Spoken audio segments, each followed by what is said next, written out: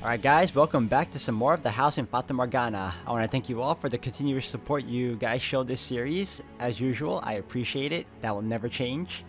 So right now we're up to a pretty big dark spot in Michel's life, and it's just... guys, I can't even begin to tell you. I feel so bad for the guy, and well, you guys will see for yourselves how it is, and I believe, I could be wrong, that this may be the conclusion of his part of the story. So we'll see how it all goes, and I hope you all continue to enjoy watching, and let's keep at it. Alright guys, and we're back. Be quiet. It's on you if he runs away, Master. My time with Giselle made a normal person out of me. Made me able to tell stupid jokes. To get frustrated or surprised or exasperated. I started showing actual emotion. Our silly, meaningless banter became something precious. My heart of stone began to soften. The world she created for me was what I had yearned for my whole life. Having lost half of it in prison and spent the other half playing in an identity that conflicted with how I felt in my heart, it was the first time I genuinely felt like I was allowed to be myself. Yeesh, you're not a kid, so don't be so picky. It's not good for you. You make a mockery of the culinary arts. I've heard quite enough, Master. It sounds like I'm gonna need to put your taste buds through some intense rehabilitation. How about this, Master? Play a game against me. And of course, if you're open to it, it doesn't have to end there. We can continue getting to know each other for years to come.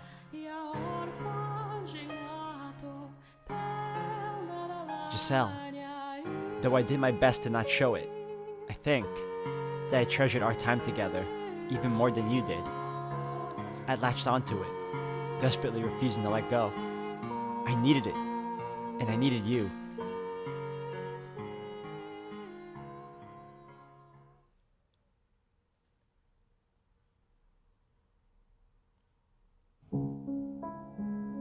Are you listening, Morgana? I can hear you just fine, my dear. Now, what brings you all the way up here? You know you can call me from anywhere in the house. My bonds to this tower have been broken. This is a conversation we can only have here, the place where we first met. It's time for us to part ways. My desires haven't changed since our first encounter. I wish to be a person. To be a man? Exactly. When I'm with Giselle, I am that. She makes me into the person I always wanted to be. And now you wish to be rid of me, so you can complete your descent into the realm of the unclean? I do. You came all the way up here just to tell me that. A needless formality. I'm sorry, Michel, but we are kindred spirits. As much as you may want to deny it, you could be a second to only God, yet you spurn his gift. I am nothing like you. I am human, nothing more. I shall not condemn you for your unyielding resolve, but rather pity you for being so utterly blind. Allow me to make a prediction before I depart, Michel. Cursed namesake of an archangel. You may think that you're making some sort of progress, but the fact of the matter is, you've gone nowhere. Will that smile at Giselle be able to withstand your secret? You know better than anyone that no one can accept what you are, not even her. You will never be with anyone. I understand that. No, Michel, you don't understand. But you will soon enough. What you have now is not true happiness. It's empty, a naught but a masquerade. And when the night is over, the masks will come off. So what if it isn't permanent, isn't real? Does being ephemeral make it worthless? Why can I not want something that doesn't last forever? This is the first time I've ever found joy in my life. Those moments of happiness only serve to worsen the loss. The sweeter the honey, the more you despair when the pot runs dry. Sooner or later, you will return to me, begging for my help, and I have every intention of giving it to you. I will not hold this over you either. For when you come to me, it will be in the time of your utmost despair.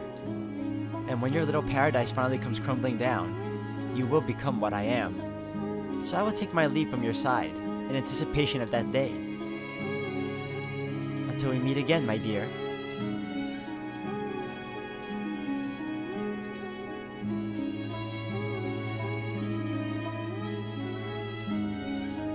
Oh, hello, Master. I was just looking for you. I heated up some wine and thought you might... Is something the matter? No. No, I'm fine. Thank you. Oh no, it's nothing. All I did was warm it over the fire. Are you sure nothing's the matter? I shouldn't be hearing the witch's voice anymore. So yes, I am fine. Oh wow! That's wonderful news, Master. It is.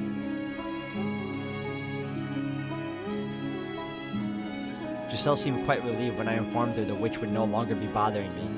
I knew she didn't believe in the witch, but that wasn't what mattered. What did matter was that, despite likely questioning my sanity when I first told her about it, she didn't try to pull away. She treated me the same as before. She never stopped smiling. And that meant so much more than whether or not she believed in the witch. When Morgana's voice no longer constantly in my ears, my life started to feel like some approximation of normal. In fact, I would say I was probably happier than most. Nevertheless, I intended to keep a certain degree of distance between us. For what the witch had said rung truer than I had wanted to admit. You will never be with anyone. Having been born into this body, that was my reality, and there was nothing I could do to change it. I had come to accept that. Or so I thought. I wasn't going to covet what I couldn't have, but I had gotten a taste of that sweet happiness.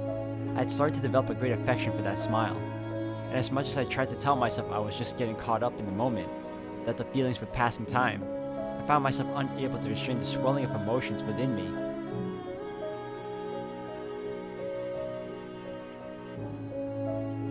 That day by the fireplace, I thought that all I wanted from you was friendship, to have you in my life always nearby. I thought that if we were simply friends, I would still be able to see that smile, even if you were to learn what I was. That if we were merely friends, you'd be able to accept that. So I would keep these things I felt inside at all costs.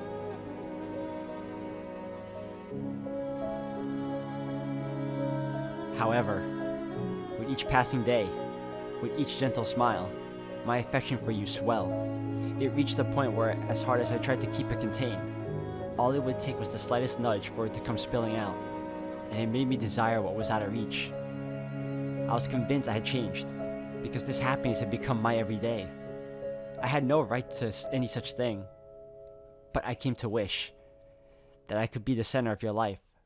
I yearned for you, and I wanted you to yearn for me. And like the fool I am, I thought that with you, it might even be possible.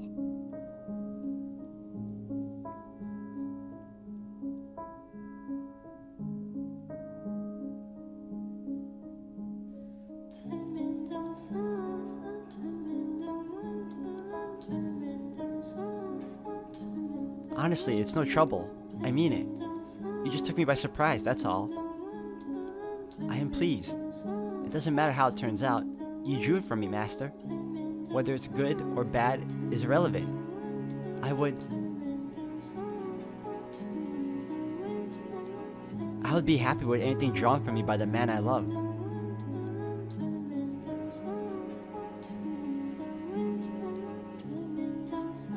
That one word set me into motion, for I had long since fallen deeply, utterly in love with you, and there was no escaping that.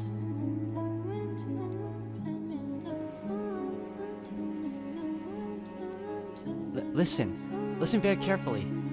I love you. I love you so much I feel like my heart's going to explode.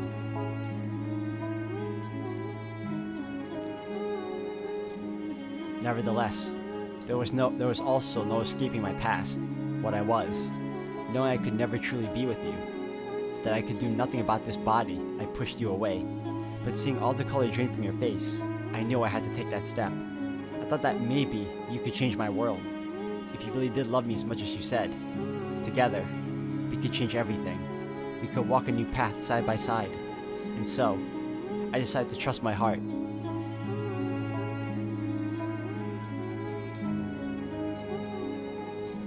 I'm in heaven. I'm so happy I could cry.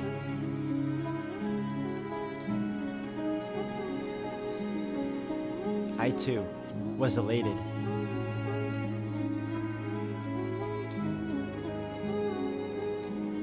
Giselle, I'm sure you thought I was a kind-hearted man, that my love for you was pure and chaste, and I wanted to be that for you. But beneath the surface lurked indecent desires. Despite saying I didn't want to hurt you, that just having you by my side was enough. My desire bubbled up at the warmth of your skin. I wanted to let that heat take over, to let my hands run free.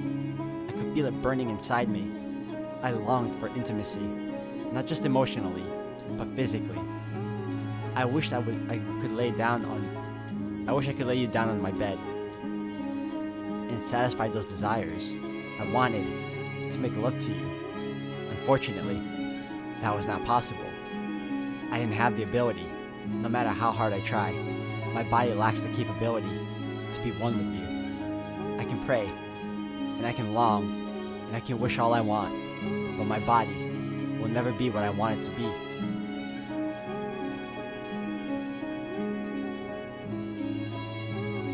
I am gray. Though I have always known my true color, I have no way of becoming it. My heart has always known what I am, but the world refuses to accept it. Every time I claim I'm normal, 5 say I'm an abomination. Would it really have been too much to ask for me to be born normal, to let me be who I truly am? Is that really so much to ask? Things began to change when I learned my father, Antonin, had passed away. George's would, I assumed, be busy preparing to take his place. And if what he said was true, then I would be welcomed back to the estate. I would no longer be a demon child, but a member of the Bollinger family once more. Deep down, though, I couldn't completely believe it would actually happen. After 11 years in exile, I had no idea how they felt about me anymore. Would they even remember a promise they had made so long ago? Feared that they wouldn't threaten to consume me. But Giselle, as often she seemed to do, put my mind at ease. No matter where I go, you'll be there with me, Michel. It's true I'm nervous, not knowing what the future holds, but not in a scared something bad might happen kind of way. It's more of a jittery, excited anxiousness. I'm confident the two of us can overcome anything, no matter what obstacles may come our way. Together we can create an even more wonderful future. Could I believe her? Could I have faith in her wonderful future?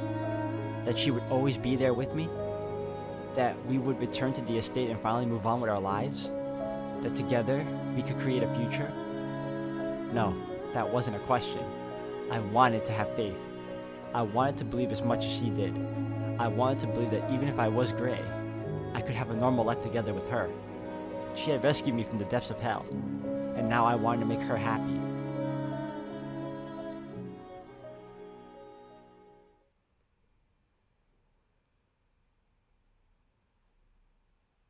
After taking that step in our relationship, I made numerous attempts to reveal the truth about what I was. But every time I tried, sharp pain gripped my chest and my words faded into nothing before they could reach my lips. I knew that if our relationship were to continue, I would have to tell her eventually, but merely imagining her face twisted in disgust nearly crushed me. She was everything to me. And so, as we prepared for our departure, I decided it was time to make some changes. It was time for me to break out of my rut. And what happened next depended largely on whether Mother and my brothers were willing to accept me as a man. The course my future took was in their hands, in their hearts. If they couldn't accept me, then I couldn't return home. I prayed from the bottom of my heart that things would turn out for the best, that my family would accept me for who I was, and that they would accept what I had with Giselle.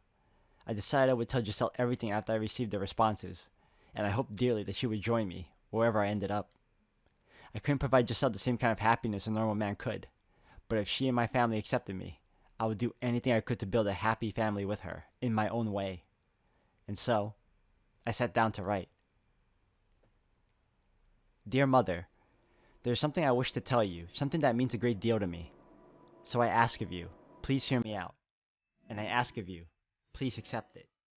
Mother, I no longer bear any resentment for my present lot in life.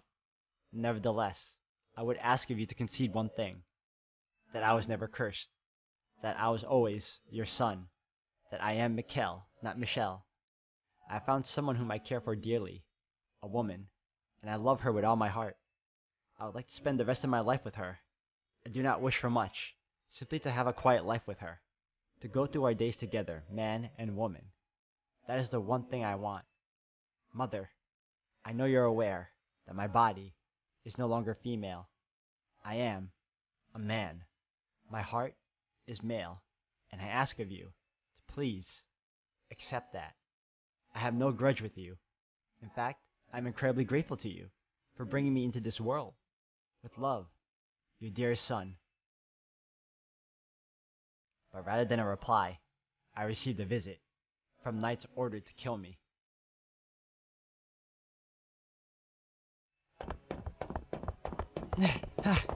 Michel, tell me, why do you think this is your fault? What is your curse? Your curse isn't just the color of your hair and eyes, is it? There's more to it, isn't there? There's something else, isn't there? Can you hear me, Morgana? Morgana, please say something. Morgana! Your predictions, they were right. I was a fool and you can laugh at me all you want. So please say something.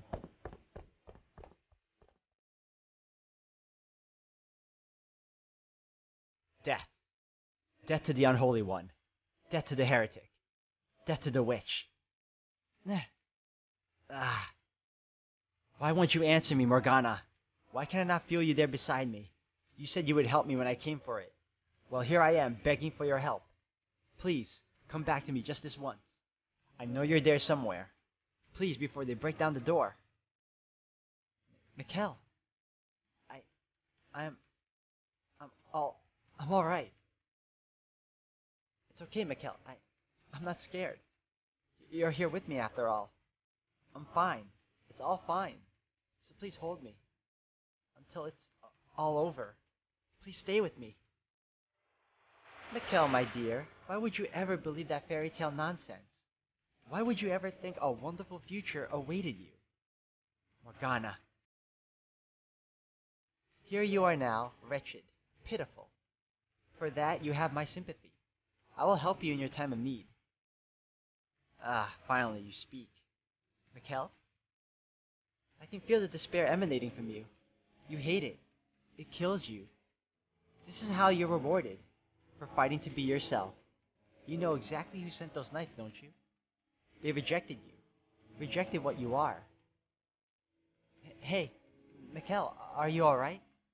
Your family, unable to accept your body and heart, branded you a heretic and turned you over to the church. Yes, they did.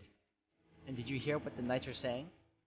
They've been accused. They even accuse you of being a witch, taking my sins and place them on you. Come back to me, Michel. You hate them, don't you? You want to curse them, don't you? You want to kill them, don't you? I shall grant you that wish. Out of your hatred and despair, I shall make my own wish. And that wish shall become a curse upon your family's wicked souls. You'll grant my wish then, Morgana? Yes, absolutely. See, here's the thing. We're not really sure if that was the family that sent the knights after him. I don't know, though. Maybe it was. Tell me what it is you want, my poor little darling. Michel! Let your contempt flow free. Give me the names of those you want cursed. I want you to protect her. Excuse me? If they find her, she could be accused of abetting a witch and executed as well. So please use your power to keep her safe. You said you would grant my wish, did you not? That was not the wish I was hoping for. I know, but that's the wish I want you to grant. Morgana. Then offer me something in return. Such a disappointing wish will require a sacrifice. Step beyond that door, my dear, and witness ultimate despair. That was my plan anyway. So long as I'm considered a heretic and marked for death, my being alive puts Giselle in danger. Indeed it does. That here you are, shaking like a scared little child. Of course I'm scared. There isn't a single person who doesn't fear death. Please, keep her safe. You're the only one who can help me, Morgana. You have my word. From this moment, I vow to protect her life. Thank you. Giselle. Please hear me out, Giselle. I never thought anything good would become of my life. I never thought I would find anyone who truly understood me, who would be happy to have my love. And for that, I hated the world. I was in constant torment, living in the shadows. But then, a single ray of light shone down on me. Michel. You, Giselle. You delivered me from the darkness. I'm scared, Giselle. I'm terrified. I used to think my life was meaningless, that it didn't matter if I lived or died. But now, I can't stop shaking. That's perfectly normal. I'm scared to death too, but what scares me most is losing you. Michel. So please allow me to repay you. I said I would do anything for you, so let me do this. I haven't given you anything. I haven't done anything for you. So give me one final chance.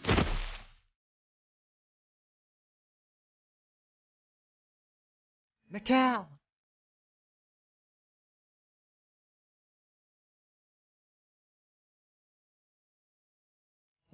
What are you doing? Get back in here, Michel. Why the door?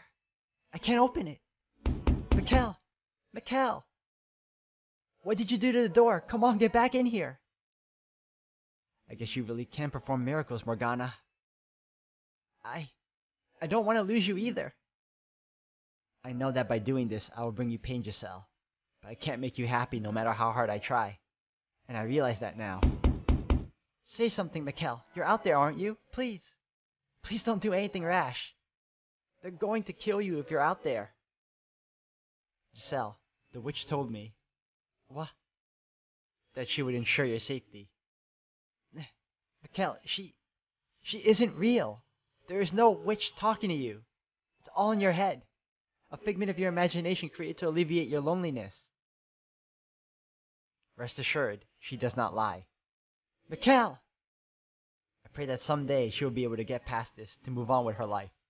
She needs to know that that's what I want. I have to find the right words. I'm pathetic. My voice is so shaky. Please listen. You are a wonderful woman, Giselle. Spirited, true to yourself, deeply sympathetic. You are not to blame for how difficult your life has been. Most of the fault lies with me, and a bit of bad fortune. But that's all behind you now. Once this is over, you can start anew. What are you talking about? So, survive. Live a good life. Live a good, fulfilling life. Move past this. Live your life. And always love your family. I know you can do it. That is my wish for you. No, I don't want that. I want to be with you. No one else but you. I don't want to let you die. There it is. Death to the heretic. Death to the heretic. Death to the heretic. Get back in here, Michel. Open the door. If my choice is to live on without you, I'd rather. Your scars will heal. You'll find a nice man and have a wonderful family. Why? Because you have a good family. You have a mother and a sister who love you. If you were to be executed here with me, you'd be marked a heretic as well, and your family would be condemned. I don't want anyone else to suffer that kind of disgrace. But I can't tell you any of that, because I don't want you looking into why I'm a heretic. So this is where we part ways, Giselle. Thank you, Giselle, for bringing light to my world. Don't say that! The year we shared together, and the months since our relationship blossomed, have been the brightest days of my life. But if there is a next life, I hope you don't mind if I pray that we're able to meet again, and this time, that we can find each other once more in another world, in a body that better suits me. Michel! Michel. I had thought I was prepared, that I was doing something good, something I could be proud of, that I would give my life for her with head held high. But it wasn't long before I realized what the witch had meant, what she had warned me about, when she had said ultimate despair waited beyond this door. It is our holy duty as knights of the church to deliver punishment unto the heathen who made a pact with the devil. You are sentenced to death, your body to be hanged upon the cross for 3 days and 3 nights, wherein your unholy flesh shall be purified by the fires of heaven. Why? What are you doing here? I stared up at the night, eyes wide. For the voice from within the helm, Didier, belonged to my elder brother. Yo, no. You shall not be executed. Ah. Do you have any final words? I knew well enough that Mother was not in her right mind, and while her refusal to accept me had hurt, at the same time, I had somewhat expected it. It made sense to me. In her madness, Mother had declared me a heretic and reported me to the church. Or it could have been Amy. But Didier.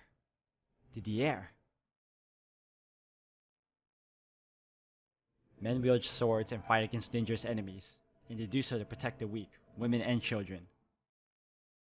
I'm here to protect you and your mother. What are you doing here? Why are you pointing your sword at me? Are you smiling behind that coat steel helm, frowning, or staring expressionlessly?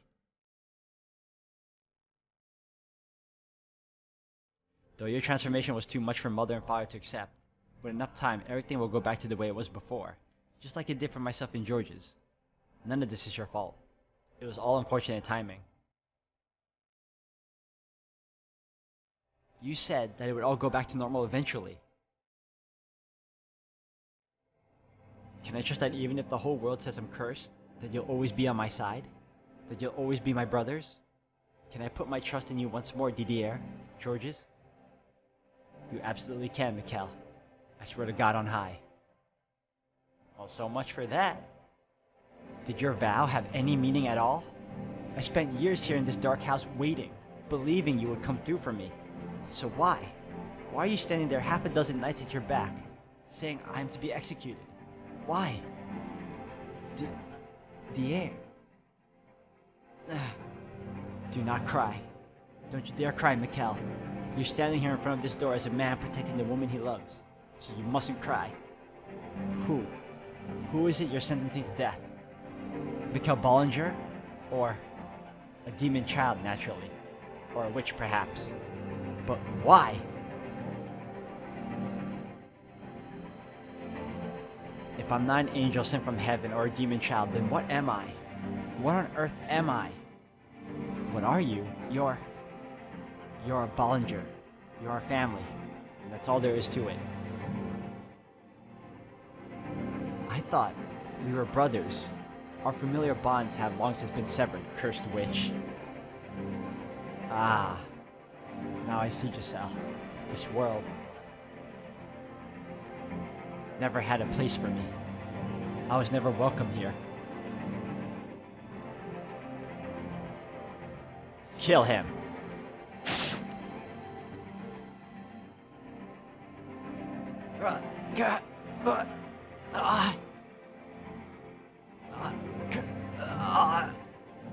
So many blades pierce my flesh.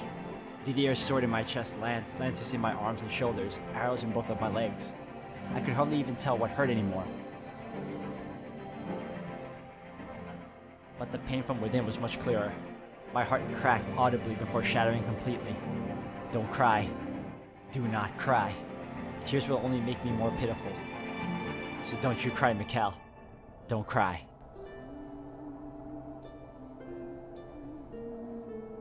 Oh, that sucks. I believed in you.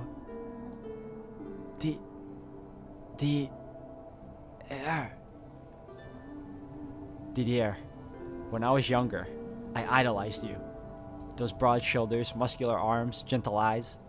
Everything you said. Your simple but pure desire to become a knight. I thought if I could be like you, then I could be proud of who I was. Though that may have faded somewhat after being locked away for so long, my adoration for you never went away. I thought you, of everyone, would accept me for who I am. And I thought you would celebrate my relationship with Giselle.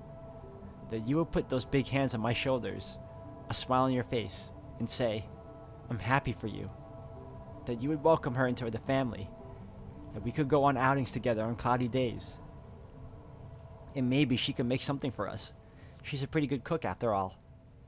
Georges would rifle through the basket before lunch, and Didier would scold him. I would be there watching, a proud smile on my face. As unlikely, as out of reach as I knew it was, I still dreamed of a life like that. I had the faintest hope that when we saw each other again, that dream might come true.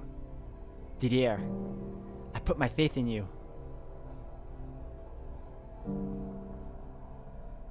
Wow. This is absolutely tragic. This takes it to another level.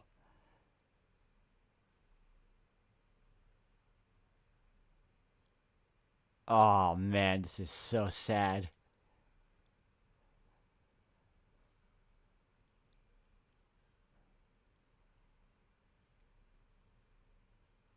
Alright guys, I'm going to end the video here for today. Thank you all for watching.